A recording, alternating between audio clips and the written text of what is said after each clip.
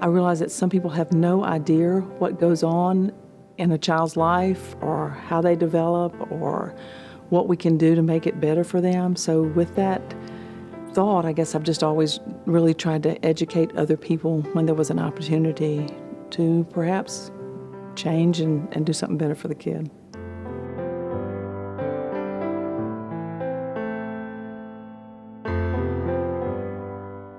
Some of them, in terms of like child abuse, take your breath away. I mean, even amongst other doctor friends, we walk out and cry. You just think, how could somebody have done that?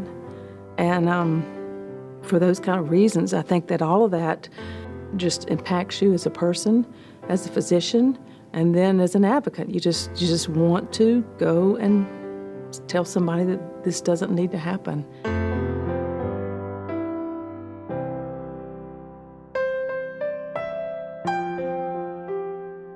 Just the dramatic change of how you look at things, if you get down on a kid's level and you listen to them and you watch their flow of things that are going on around them, you get a whole nother perspective. It's like traveling in a different world.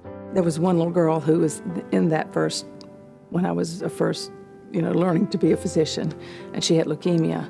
You may know what retinal hemorrhages are. That's where you see bleeding behind the eyes. And she had a retinal hemorrhage, and she wanted me to look to see.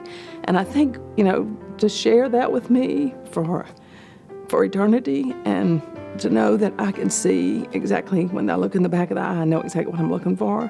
When kids that have been abused or shaken or all that, it never fails. I go back to that little girl who, she lost her life to her disease, but she taught me a lot, and I really appreciated it.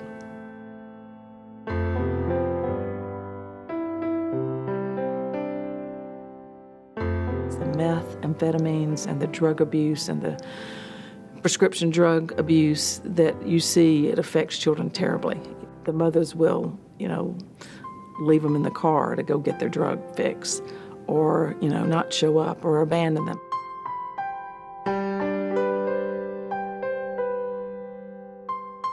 It's just not natural for us to intentionally try to hurt our children, whether it's physically or emotionally. That's not a normal thing for the human society to do to their children. Statistics show, have shown for over 20 years, that if you put a bright spot, an individual, one person in a kid's life that treats them nice or provides for them or does something for them or is a shining example of the right thing to do, that kids will gravitate to that.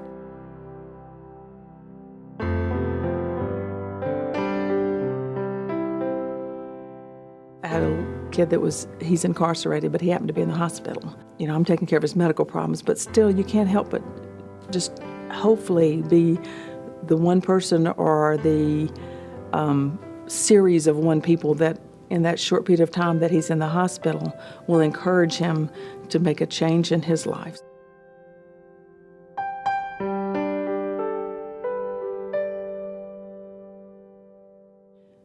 We need to live in a community that doesn't tolerate bad behaviors, and it's not going to be solved by putting everybody in jails. It's going to be solved by making sure that they know how to read and they can get a good job and that there's a job available for them to get.